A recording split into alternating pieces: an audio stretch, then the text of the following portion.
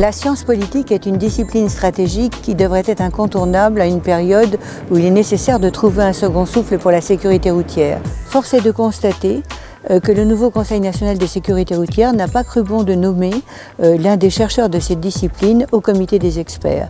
Nous sommes heureux aujourd'hui d'accueillir Fabrice Hamelin, l'un des représentants de cette discipline.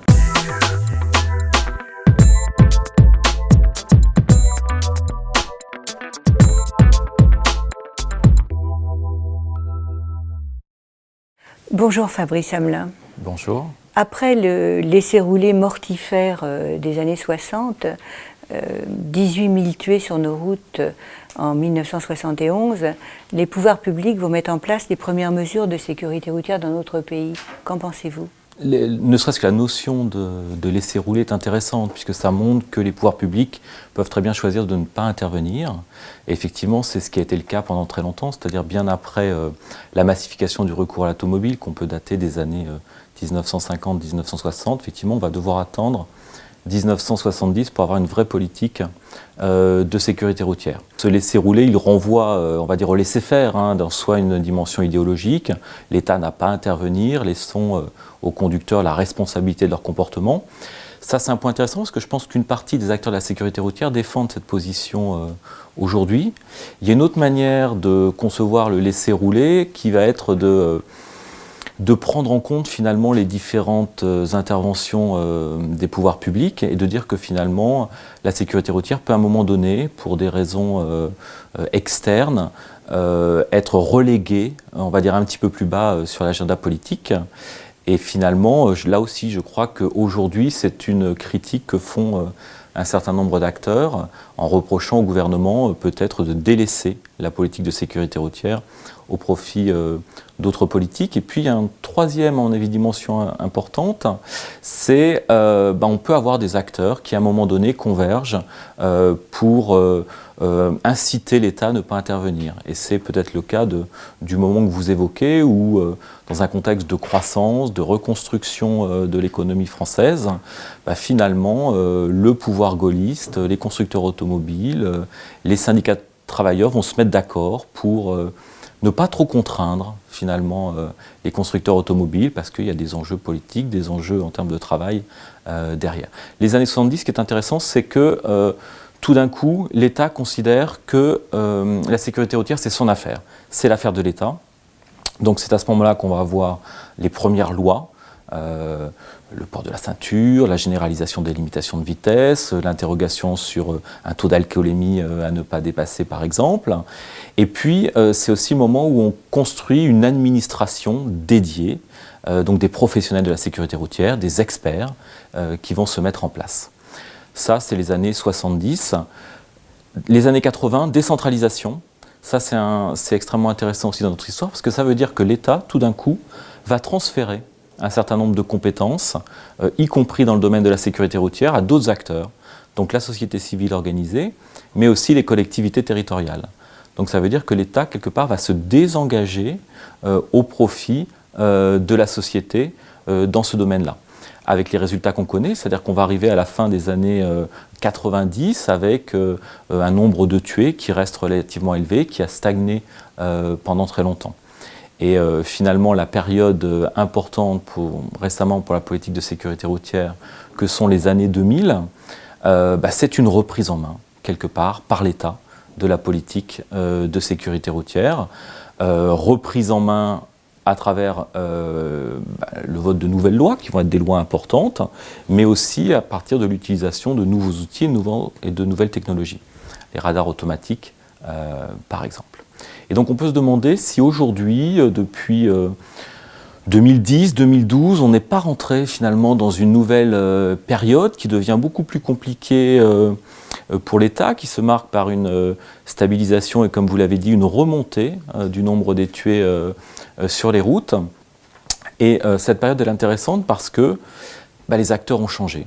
De nouveaux acteurs sont apparus au fil du temps. De nouveau, on peut dire effectivement qu'on va faire confiance notamment à des produits du marché. Un certain nombre d'acteurs ont fait le reproche au gouvernement d'avoir renoncé, en tout cas d'être en retrait en matière de politique de sécurité routière. En même temps, il y a l'apparition de nouveaux acteurs qui n'étaient pas présents lors de la période précédente. Il y a un autre changement important qui est la repolitisation, me semble-t-il, du problème de la sécurité routière, c'est-à-dire qu'un certain nombre d'acteurs politiques, je pense notamment à des élus, notamment on va dire de la droite populiste, vont reprendre effectivement ce thème et y voir un enjeu auprès de la population et notamment auprès de l'opinion publique.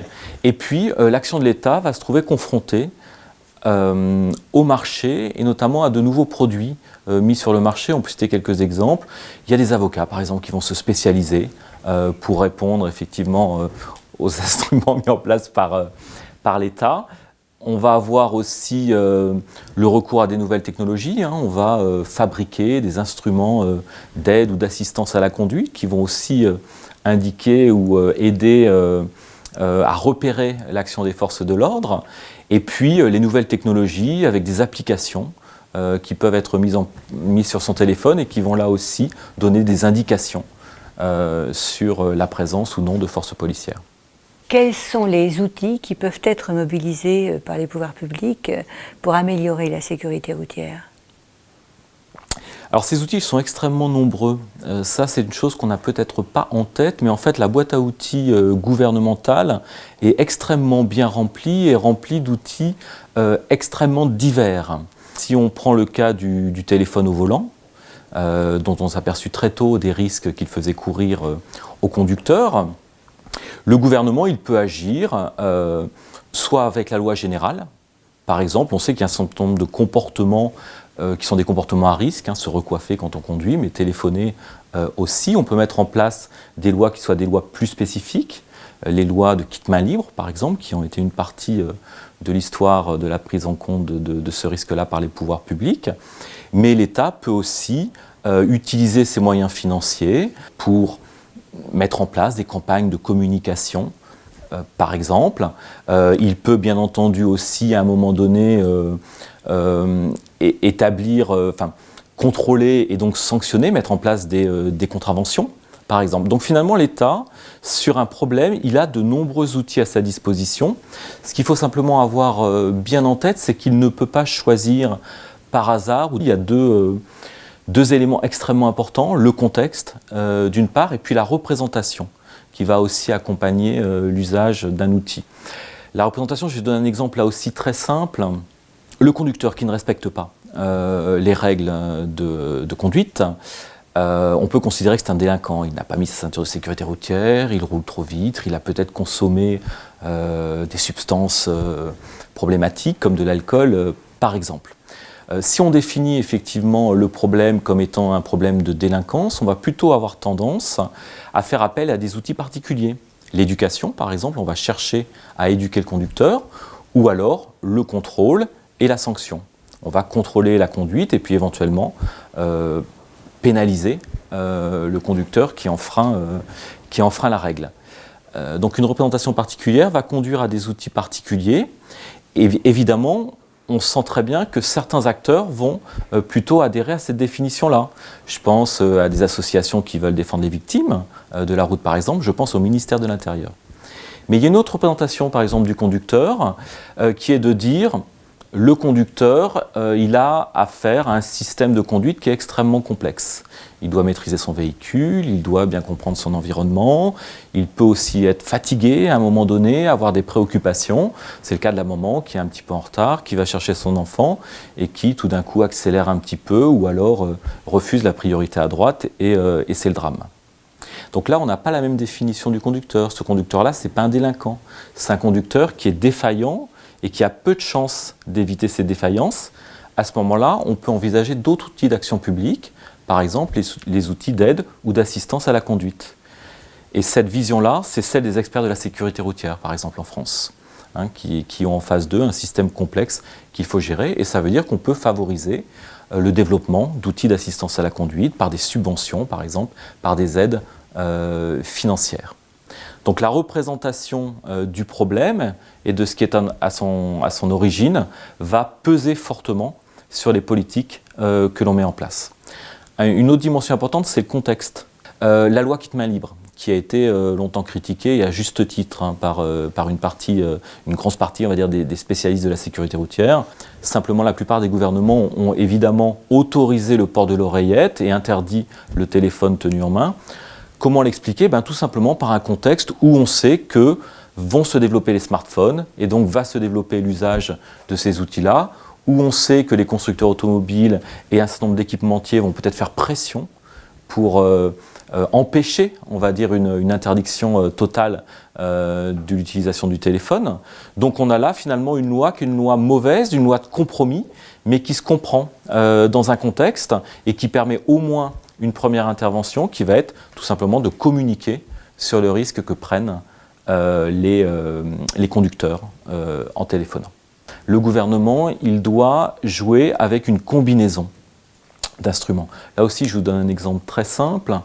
La réussite de la politique de sécurité routière au cours de la décennie 2000-2010, on l'attribue au radar automatique. En fait, le radar automatique, c'est évidemment le radar qui va permettre de limiter l'excès de vitesse. Hein. On va pas contrôler 20 km au-dessus de la limite autorisée. On va pouvoir contrôler le conducteur qui dépasse de 5 km/h la vitesse autorisée. Donc il y a la fiabilité et la technicité de l'outil. Mais c'est aussi l'automaticité. L'automaticité, c'est aussi une manière de sortir du jeu un certain nombre d'acteurs, dont les forces de l'ordre, dont on a pu estimer qu'ils étaient peut-être trop indulgents à l'égard des conducteurs qui enfreignaient les limites de vitesse. Et puis il y a deux autres instruments ou deux autres outils qui sont très importants, qui sont le permis à points et les stages de récupération de points. Ce sont eux qui vont effectivement faire le succès des radars automatiques parce que effectivement ça permet de sanctionner la récidive et puis les petites infractions. On va perdre 1 point, 2 points, 3 points. Donc ça permet au conducteur de gérer son stock de points, ça lui permet peut-être de faire des stages de récupération de points si nécessaire. Donc finalement la réussite, c'est la combinaison de ces 4 éléments, sachant que le permis à points a été adopté en 1989, mis en œuvre en 1992, donc soit 10 ans avant les radars automatiques.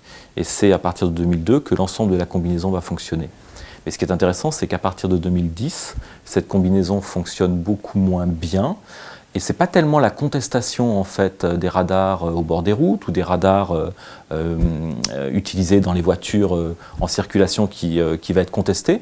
C'est le permis à points, la perte de points sur le permis, l'éventualité de perdre la totalité du permis à points, l'éventualité de perdre son travail ensuite et peut-être même avoir des ennuis familiaux. Hein. C'est le discours d'un certain nombre de journalistes ou d'ouvrages médiatiques qui vont évidemment être contestés et à juste raison par un certain nombre d'experts.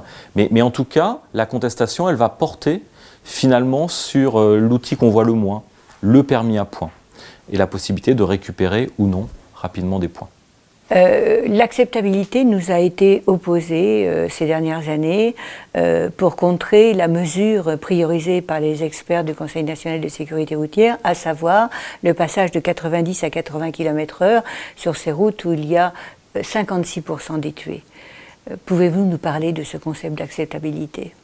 Il faut d'abord avoir en tête que c'est simplement le produit d'une mesure particulière opéré grâce à un outil qui est le sondage d'opinion publique. Donc c'est d'abord un outil extrêmement utile.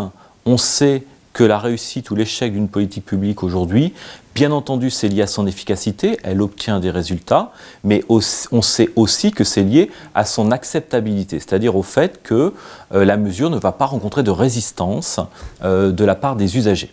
Bon, maintenant, donc c'est utile scientifiquement, maintenant c'est aussi une notion fourre-tout, et c'est une notion qui va être utilisée dans un jeu de controverses politiques et pour soit justifier une mesure ou au contraire peut-être empêcher finalement ou expliquer pourquoi on n'adopte pas cette mesure, l'opinion publique n'y serait pas favorable. D'un point de vue scientifique, nous, on va plutôt effectivement essayer de regarder l'acceptabilité de manière plus large, notamment on va s'intéresser à l'acceptabilité politique, parce que finalement, ce sont quand même les élus qui décident, qui votent les lois, donc les premières résistances, elles peuvent aussi venir d'elles. Donc ça, c'est un point qui est quand même important. Il y a autre chose qui est important, c'est l'acceptabilité professionnelle. Je reprends l'exemple par exemple des radars automatiques. On sait très bien que le voyageur de commerce, la personne qui passe beaucoup de temps sur la route, elle va s'équiper. Elle va budgéter un stage de récupération de points, elle va adopter un outil d'aide à la conduite. Donc c'est une forme de résistance. Donc finalement, c'est aussi extrêmement important de savoir comment ces destinataires-là de la politique vont réagir. Donc c'est peut-être ça le plus important, l'acceptabilité politique, l'acceptabilité professionnelle. L'acceptabilité sociale, je l'ai dit, elle a finalement tous les défauts qui sont les défauts du sondage d'opinion publique. Tout dépend de la question que l'on pose, tout dépend de la connaissance que les gens peuvent avoir de cette question. Donc peut-être qu'il faudrait que les gouvernements qui posent la question de l'acceptabilité sociale d'une mesure commencent par communiquer, expliquer et travaillent à faire finalement accepter une solution, un dispositif dont les travaux scientifiques auraient montré l'utilité et les résultats. Que faudrait-il pour sortir de l'ornière dans laquelle nous sommes depuis 3 ans actuellement? Il y a encore des axes d'interrogation. Aujourd'hui, on sait que la réussite d'une action publique dépend aussi de la manière dont les décideurs, mais aussi par exemple les agents qui mettent en œuvre cette politique, s'en saisissent.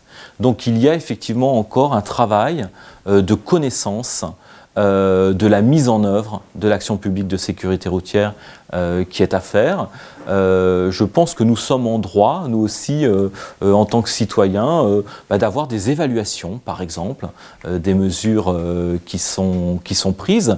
Et une discipline comme la science politique, justement, c'est elle qui va essayer de comprendre comment les décisions sont prises, pourquoi on fait le choix de telle combinaison instrumentale, pourquoi elle fonctionne à un moment donné, pourquoi elle échoue à d'autres, et puis elle peut aussi être capable d'évaluer l'action publique telle qu'elle est mise en œuvre, et à partir de là, permettre de la réorienter, et puis sans doute de l'améliorer et d'obtenir les résultats souhaitables ou souhaités.